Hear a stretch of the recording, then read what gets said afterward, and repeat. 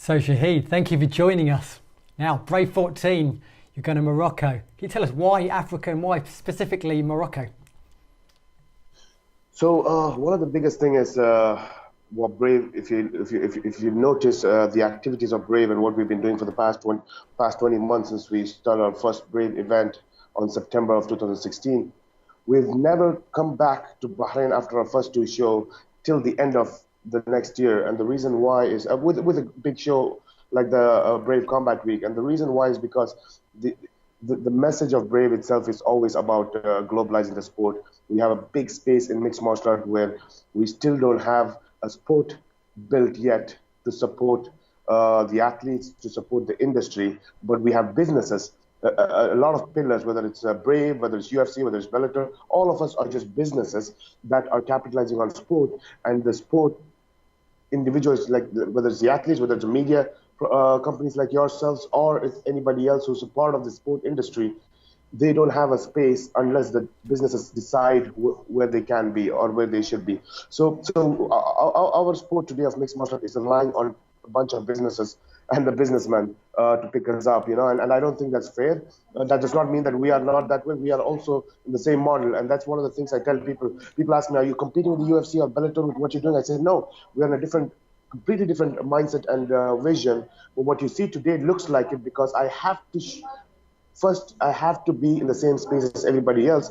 Otherwise, they wouldn't take notice. I have to show people what they're familiar with, especially in a young sport like MMA. If you do anything drastically different, people are going to freak out. So they're not ready for something different. They're not ready for big news yet. If I tell them today that MMA is not a sport yet, whether like football or any other sport, and in 5 years' time it is going to be one, people are going to not believe it because they're so stuck in their minds with UFCs and Bellators and so on. So it's hard for them to believe. But I think that's what we're trying to do. So the first thing we need to do is whatever the promotion system is today, give them what they already have, but try to fill in the gaps. So one of the gaps that we have today is that we don't have a global scouting program.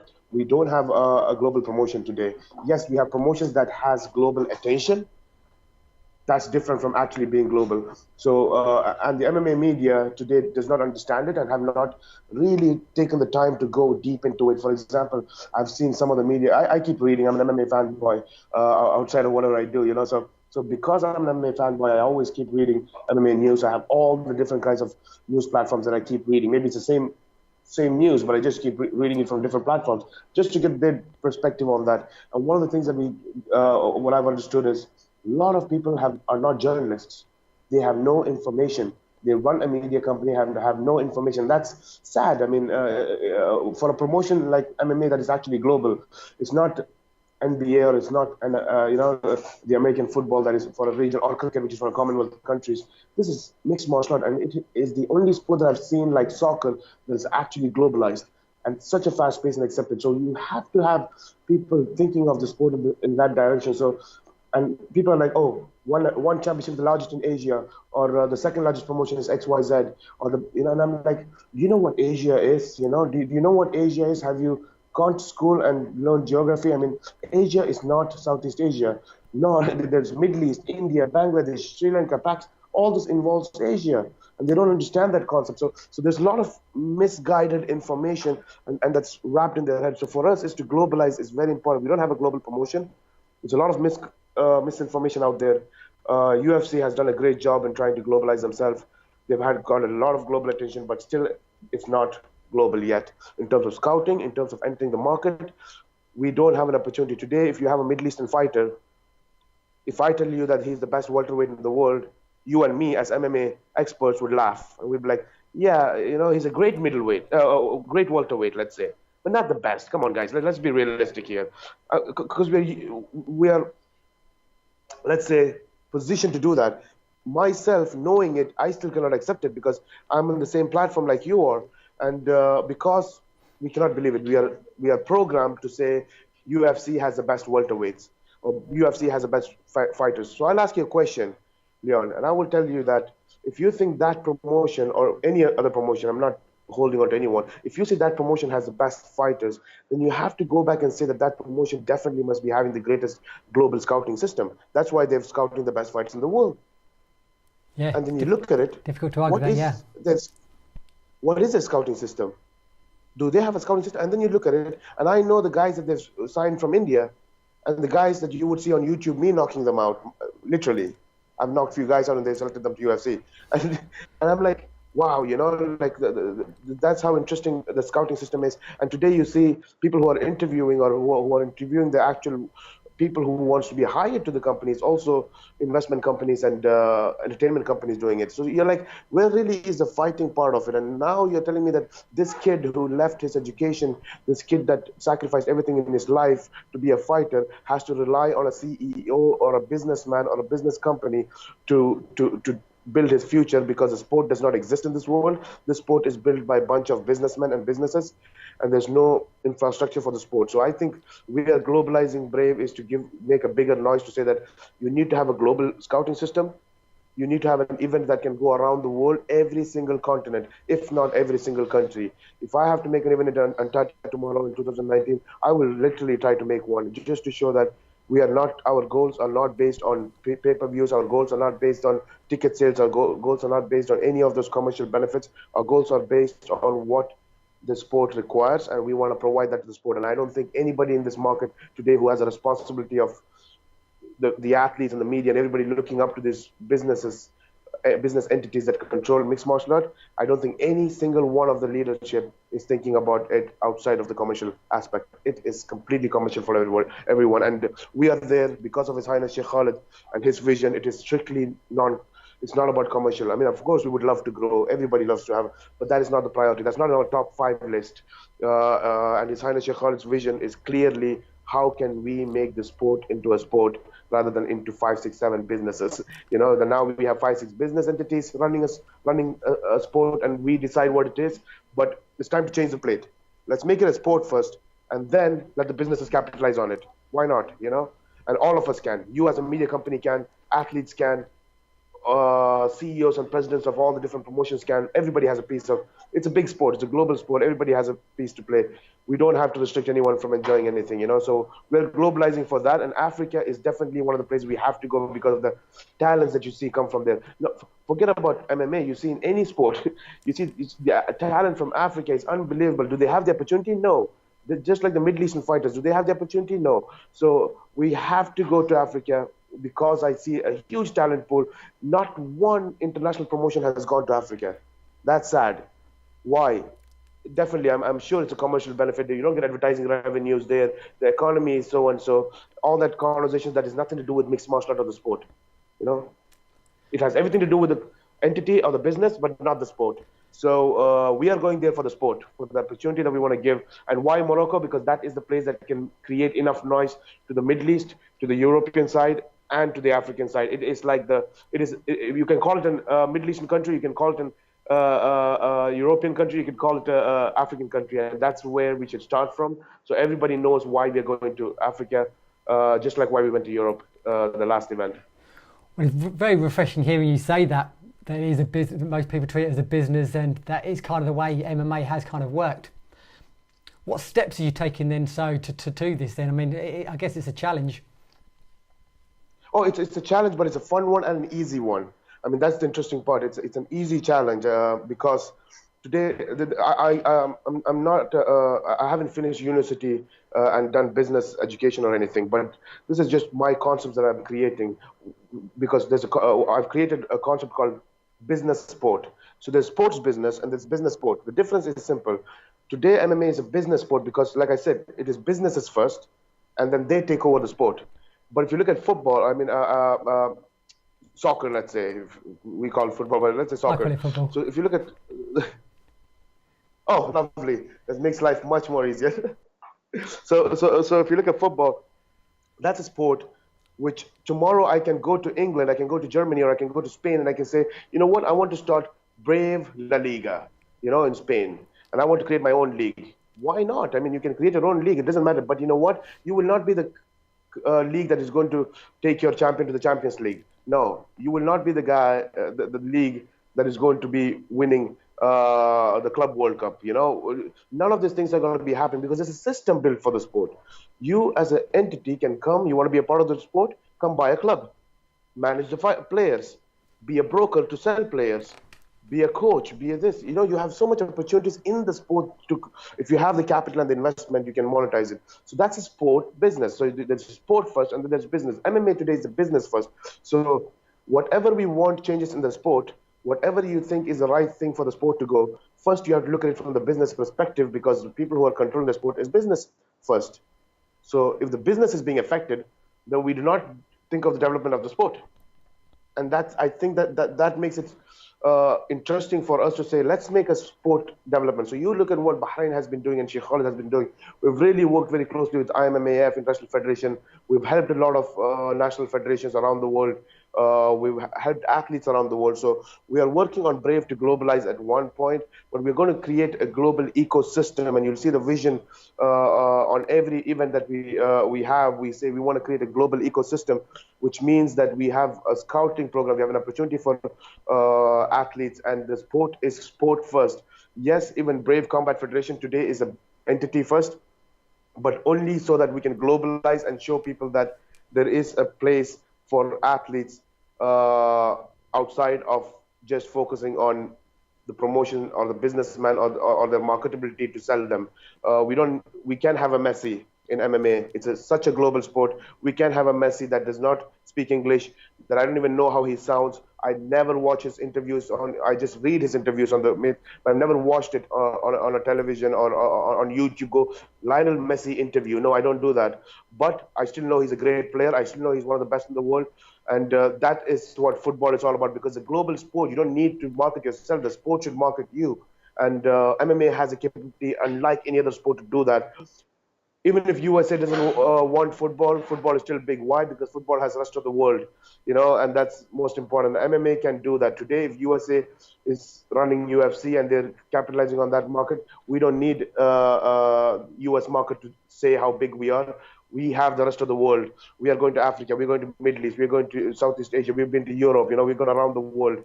So we will have the rest of the world and give them the opportunity. And we have a backing of the rest of the world. And USA will understand that that is most important as well. But nothing. And the reason why I'm mentioning USA is because even if we go with Brave to USA today, nobody understands the message. Nobody understands it, because it's all wired into the mind today that this is the best athletes, is the best fighters in the world. And I'm like, how can you say that when you don't have a scouting program that is global? What about that crazy fighter that's out there in Africa or in Middle East or in Southeast Asia? You haven't checked for the best fighters yet. So it's for us, I think Brave in the next I always like to make that promises, because I like to get an interview done after another 3 years with the same guys, just to say that, you see what I told you 3 years back, so I love doing that, but I would always say that in 3 years you will see the sign of what's coming. You will know that even us as Brave, we're not romantic to our brand. It's not about the brand, it's not about commercial benefits, it's always about the sport first. And that's because of our leadership, not me. It's because of His Highness Sheikh Khalid's vision and how he thinks of the sport first. And we had to go with a promotion, because we could have taken 100 athletes and supported them. What about the thousands of them that's not getting support, So we had to create a promotion, because that's what people understand in the MMA community. Now we're globalizing it. 20 months. We have only Australia to cover, to make sure that we went to every different continent. And once that is done, we'll be the only promotion that's gone to every different continent, the only international promotion to get into Africa. And we want to make sure that once this is done, we have a voice around the world, and we'll use that voice to scream out loud and tell everyone non-stop every single day, till people, all of them here sit in the MMA community, that there is a new change coming to the sport, and all of us, including Brave, is going to suffer, because we are all businesses. But the new change is that we're going to create a global ecosystem for the sport of mixed martial art, not the business of mixed martial art, but the sport of mixed martial art. And trust me, every business can jump on board and take hands, or they could fight and say that, no, but this is the system, nobody's going to accept it, and hold on to it. One entity, one promotion, one person cannot handle a sport. It's too big. You can't have just FIFA controlling football. You need FIFA, you need UEFA, you need the clubs, you need the presidents, you need the investors, you need the players, you need a lot of things. You have hundreds of FAs joining hands together. You have the media companies partnering with it. It's a big, full-fledged ecosystem that you need to create. If I try to take over the whole sport, it's not going to work. And and there's so much space to it left on the in the sport. So that's what we're going to do in 3 years' time. You will see the changes coming in, but in 5 years' time, the changes will be implemented. And when the changes are implemented, every one of us who are in the promotion business will suffer if you're not on board. We don't have to suffer, because as long as you know and you love the sport of mixed martial art, as you say or claim to be in love with the sport, and that's everything for you, then you will jump on board to accept the fact that the sport is bigger than your business. So let the sport be there, let the sport grow, and we all have a part to play in it. But the moment you feel like, no, my business has to be bigger than the sport, always, that's where the issue is today. So it sounds like you are going to go all around the globe. It sounds like North America might be the last place you go to. We've been to Mexico South already. America, yeah, sort of North America. Yeah, so I think the last place would be, I think, USA, just as a country. Yeah. That's what I'm looking at, and just because of the mindset, I don't think today, and it's not to blame anyone, I'm not saying it in a negative way, but I think it is a system that is built that way, because MMA grew as an industry from US. I mean, yes, you can say that who bought the sport first, and you can argue about where it came from. But as a sport, as an industry, it grew from US, because when the mainstream media could not cover mixed martial art, they created a MMA media industry. And the MMA media industry had the leverage to grow their companies on the back of UFC. So you'll see that growth in the industry coming from that side. The rest of the media around the world suffered because they couldn't fly to every UFC event, because that cost budget. And then they relied on their regional content. So they're like, okay, I got my regional content, and that's the market I need to capitalize on. And then you take the UFC content from the international market. But then you see your own people are more interested in the international content, what they're providing, and that's where they're going for. And that content, even if you provide them, does not matter, because they're already getting it from the big boys. So everybody is suffering, and you're like, but I need to jump on that wagon too. But then you're like, you cannot jump on that wagon because it's too far away, and you have to. Every time you have to go to US and make an event, and you wish one day they come to your territory, So the Arab MMA media, or the Southeast Asian MMA media, Indian MMA media, they're all suffering. The rest of the world is suffering because the whole business industry is based on one promotion. You know what I mean? So they're all getting affected by the same reason, athletes to media. So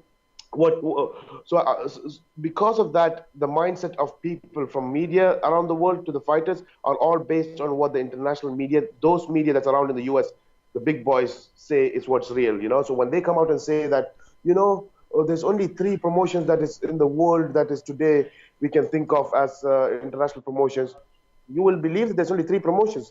When they say that PFL, I think that's the new PFL, yeah. WSOF, yeah? Yeah. PFL. So they say when PFL might be the 3rd biggest promotion, and you'll be like, yeah, it is. I mean, because you say so. I mean, then you're like, what are the points? I mean, what do you say that for? It's because of XYZ commentating on that? Or is it because that is spoken on Joe Rogan's podcast? I mean, is that the reason? I mean, because I don't get it. Because do you know that most of the guys that you're listening to the podcast don't know what Asia is, or where Asia is, or where this country specifically is. So they don't know a lot of things, I mean, they don't know Asian movie stars. I mean, like how would you even know an athlete, from Asia when you don't know a movie star? So who are you to decide this? So it's funny, how the whole sport is around it, and I'm fine with it, because I enjoy it, because I love to keep speaking, and you'll notice that the moment you start doing interviews, that I love to keep speaking a lot. And that's because there's a lot of information to say, and I love to keep saying this, and I would keep on saying this. I'm just creating a louder voice with Brave to say what His Highness's vision is, but it's a great vision. It's a great step, and I think the MMA media is going to be happy in the USA to really understand that, hey, you know what? Maybe what he says is right, There is a space for us to start digging in and understanding it, what the rest of the media has to say, and I think either they do it the right way and become the right journalists, or they will suffer, because tomorrow when the rest of the world gets something to jump on their wagon, like let's say you're a European media, you get a promotion like Brave, where you're going to get the attention of the rest of the world, and that's big, way bigger than once you have the 1.4 billion from India and 200 million from Pakistan and the 600 million from Middle East alone.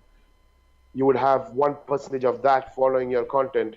is all you need. That's going to be bigger population in the whole of USA. So when that happens, the international media would love to come on that wagon as well at that point, because they see the rest of the world really enjoying it and capitalizing on something new that they never had before. A global promotion, having the attention and relevant content for the rest of the world.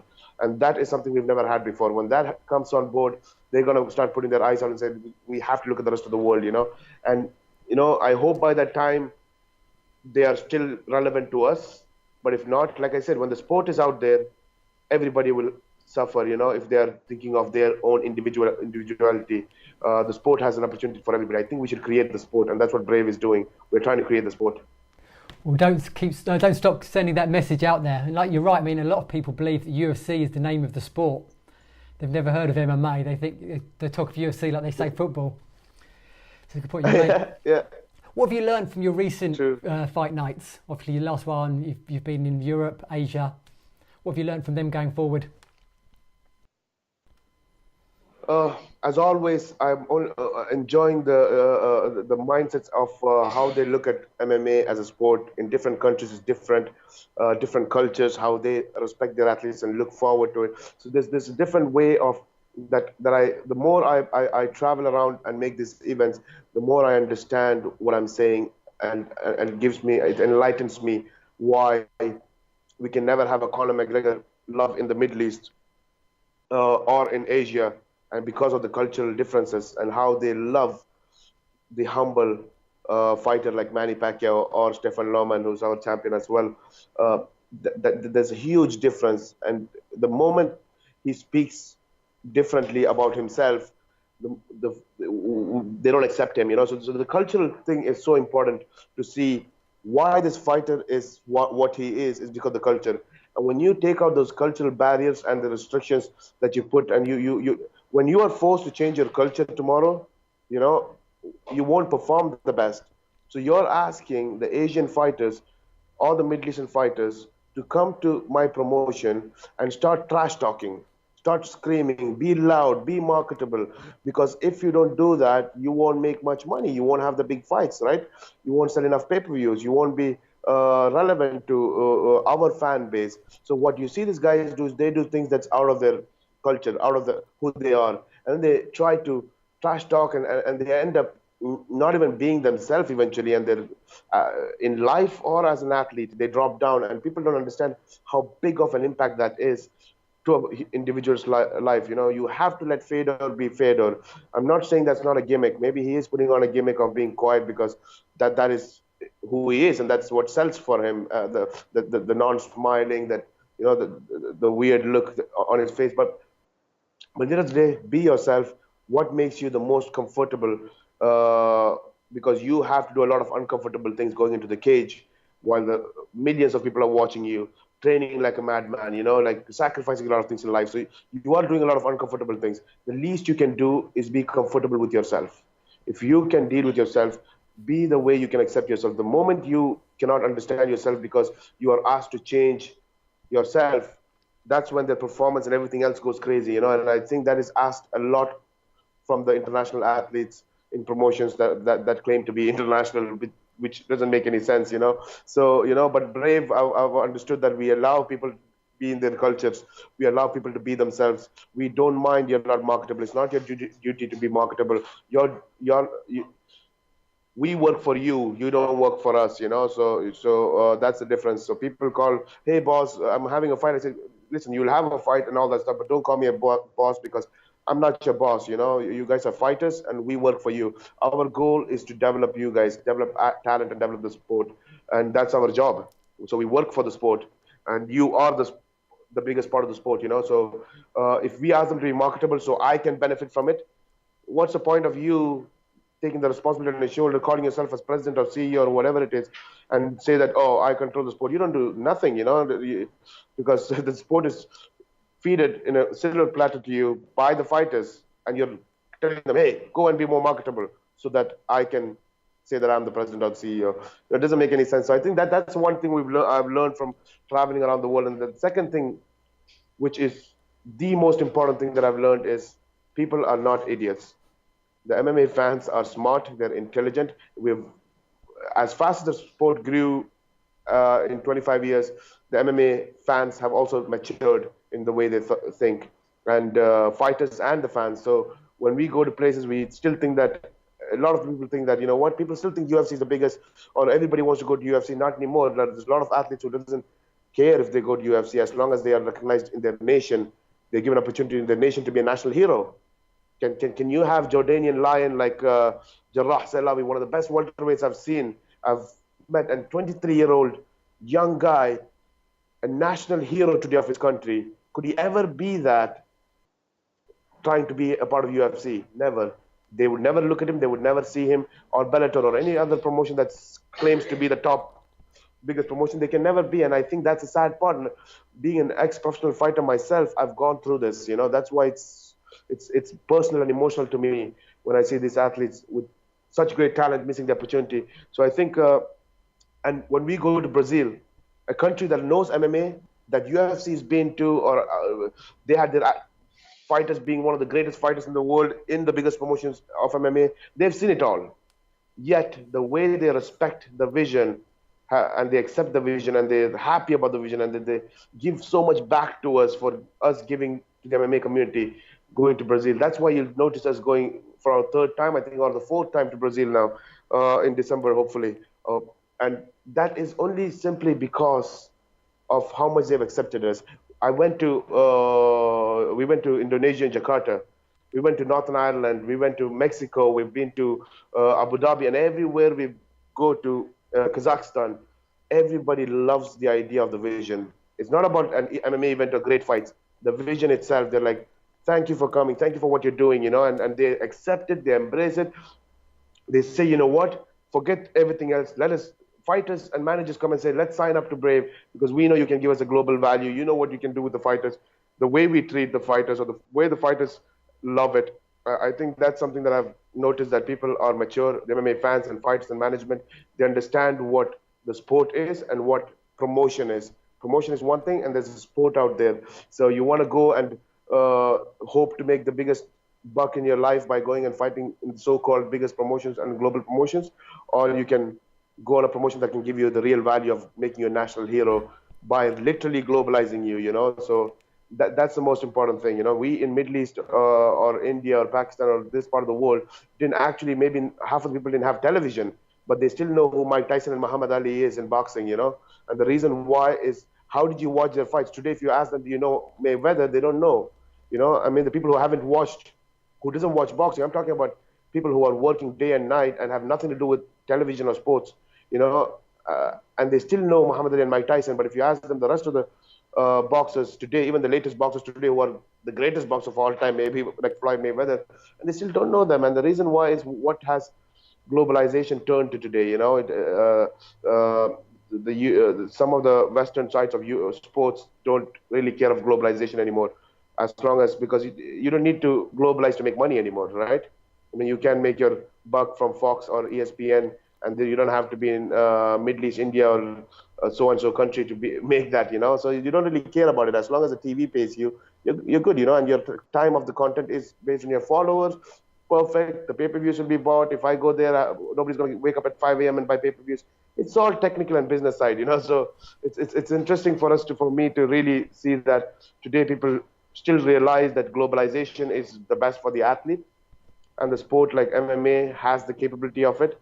Don't cut that wing off by making it not a global sport, when the sport itself organically is globalizing at a very fast pace. There's no country today that you will see without MMA, you know. There's everywhere there's MMA, unless the government has banned it, you know, but otherwise you will see MMA promotions in every single country. And that is something that we have to embrace as MMA fans, and feed it more and celebrate the growth. You know, today we have the World Championship that happened, the Amateur World Championships in Vegas, which always happened at UFC Fight Week, had 23 athletes, and the event 23, 24, and not exactly around that number. And then the first World Championship we signed with us at Brave International Combat Week. So they moved from Vegas and came to Bahrain for the Brave International Combat Week. And the first event we had last year had 53 countries join in. And this year we are looking at 89 and above, and trying to hit 100 hopefully in Bahrain. And you see the amount of countries that's involved in mixed martial art, and the growth is unbelievable. And that like it's. I mean, you should come down here in November. We'll arrange everything for you, just so that you see when you're here that there's 100 countries here. You would see the biggest promotion heads come down and watch this celebration of the talent pool around the world. Now you tell me the number one country in the amateur world championship, when 100 countries come here, over 800 or 1,000 athletes, and the number one country is Sweden and number two is Bahrain. Why aren't these countries producing top athletes to fight at the bigger promotions? Where is USA in the top 10 ranking? And then you say, oh, maybe that's because these countries in the top 10 have funding over the federation compared to the US Federation. And I'm like, okay, so you're saying that money is the reason why they're in the first spot or they have the best talent. If you say money is the reason why they have the best talent, but that does not really mean they have the best talent, it's just the money that made them bring more athletes, then you're saying that it's not really necessary that the promotion that has the biggest money has the best talent too, right? Yeah. You know? Well, I was at the Jakarta event recently, and I was very impressed with the organisation, and yeah, just very impressed all round. I see recently you've been to see the ambassador of Philippines. Does that mean we could see you back in Asia and a card in Philippines? You know, when Loman Stephen Loman, when he had to fight Black Mamba, when he had to fight Franz Malombo in Ireland, I loved the fight. I enjoyed the event, but it made me feel so bad that the champion had to defend his title at the challenger's home ground, and it hit my heart, and I felt like that's not right, and I think that's not fair to Loman, but I mean, that's him, he doesn't care. I mean, he doesn't care half as I care, but he's like, it doesn't matter to me, but still for me as who's responsible for it, I feel like I need to go to Philippines and give the Philippines fans and MMA community something for them to celebrate, and that's Loman to fight and for the title, defend his title in Philippines, and I want to do that as soon as I can. Definitely, we have the year almost booked, but I'm looking somewhere 2019 to go to Philippines, and we have the complete support from the government. They love the idea, they love the vision, and because one of the things is we don't go there just to make an event for an individual, but it's to support the whole community itself, So we want to go there, and if we are going to Philippines, I want to make sure that I'm not going to do this only for Loman or to satisfy my guilt, but it is going to be because I want to provide for the MMA community in Philippines, and I think such a passion of Philippines MMA community, unbelievable. I mean, you can see that from any of their fights. When Manny Pacquiao fights, they say the country is shut down, totally, 100% shut down.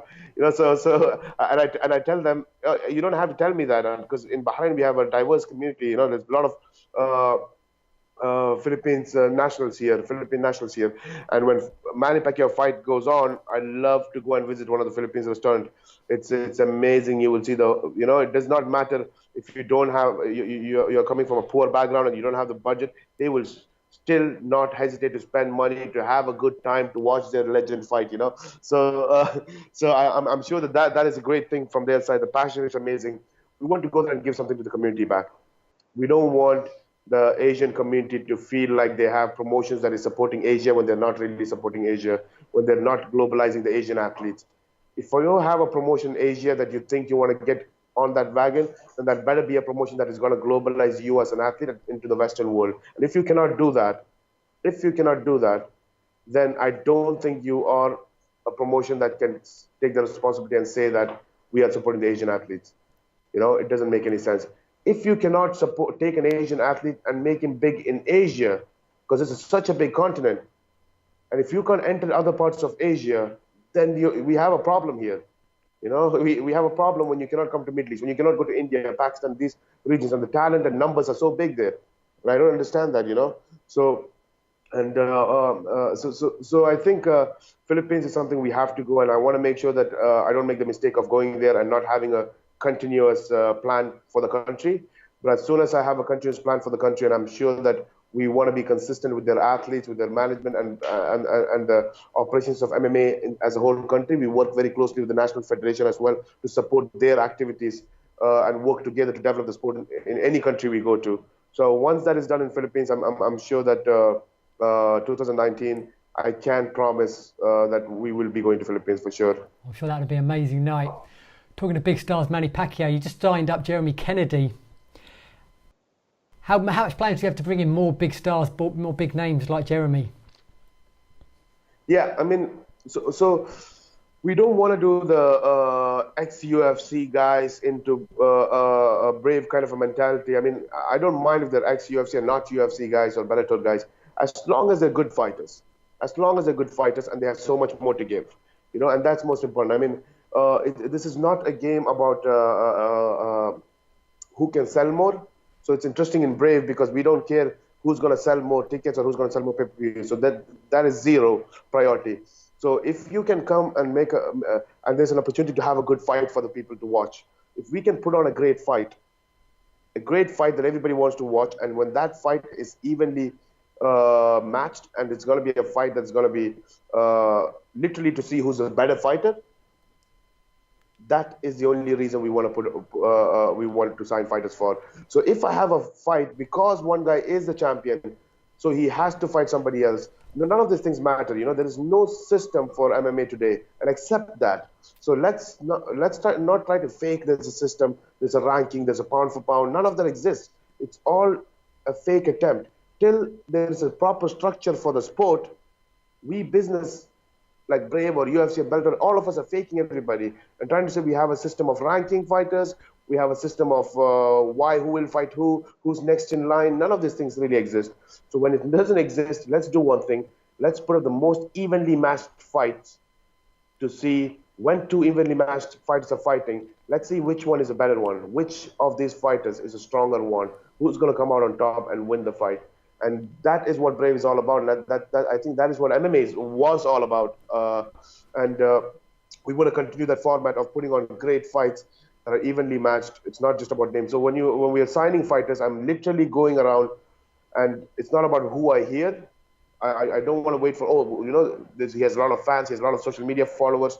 I just want to know if I have to put on a fight between a guy who says he's one of the best jiu-jitsu guys from 10th Planet or so and so. I want to take that guy and put against a guy that's been spoken very highly of and respected in Southeast Asia or Middle East, that says that is one of the pioneers of grappling. And both are great fighters, not on the ground as an MMA fighters. They both have a great record. Let's put them both together and see what happens, And would they both go for the takedown, or would they respect each other's takedown?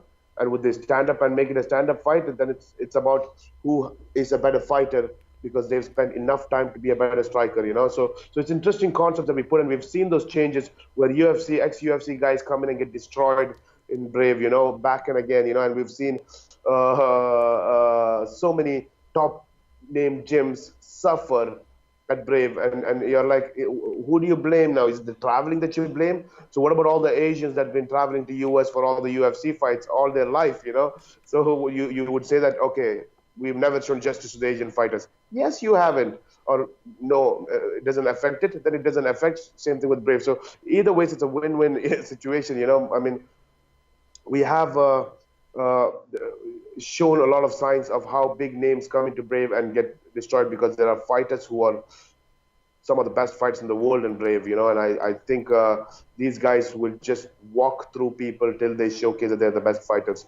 And I think that's what we need to see. And I think, and it's not their responsibility, it's our responsibility as Brave Combat Federation to get them to an international scene.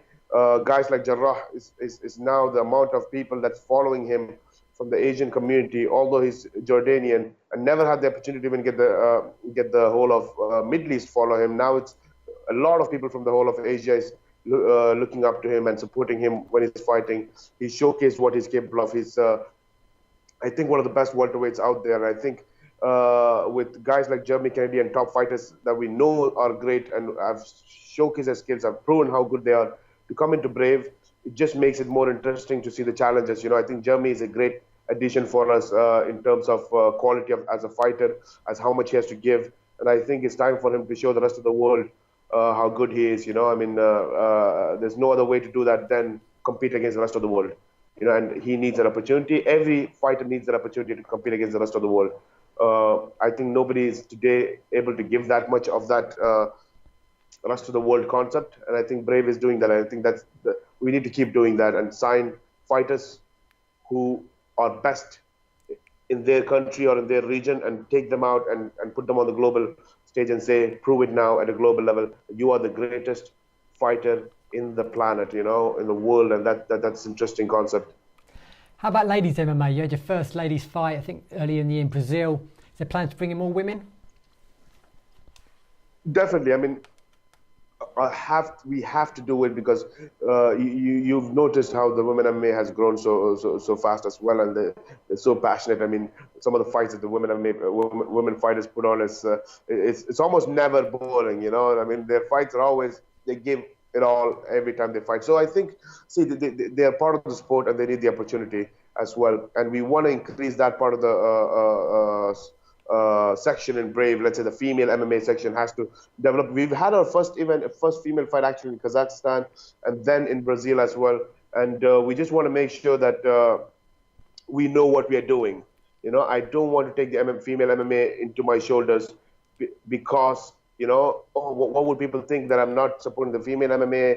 No, I just want to make sure that we have a plan of what we're doing with the MMA as a community, with so much on the plate of what we want to do with the sport of mixed martial art. I think it's important that if we don't deliver, if we cannot deliver to what we are saying, I think that would be something that we don't want to do. So when I say I want to take a fighter and globalize him, make him fight against the best around the world. When I say we want to globalize Brave, to go to every different continent, when we say that we want to take an athlete and give him an actual global fan base, make him a national hero. These are important things that needs to be done and executed and delivered, and we are doing that step by step. We are seeing the numbers, everything is coming on plan.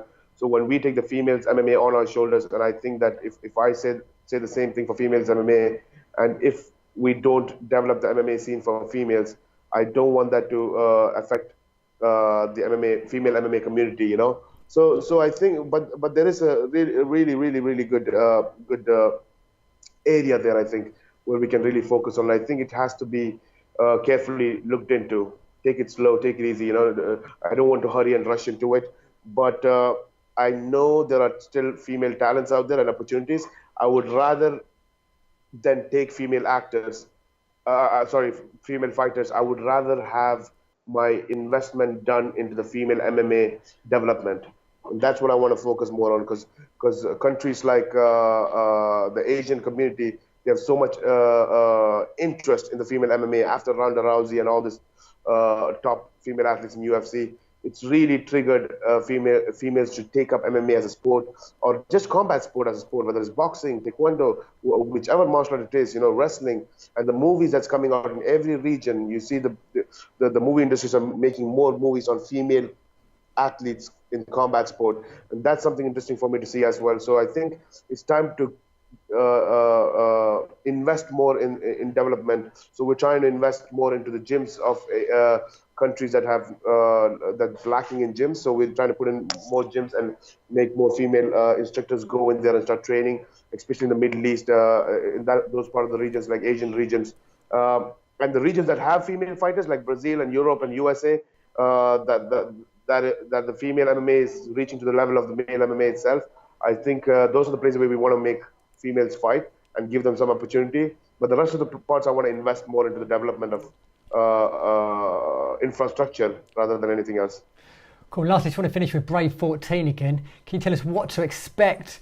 And Otman Azatar, is he planning on being on the card?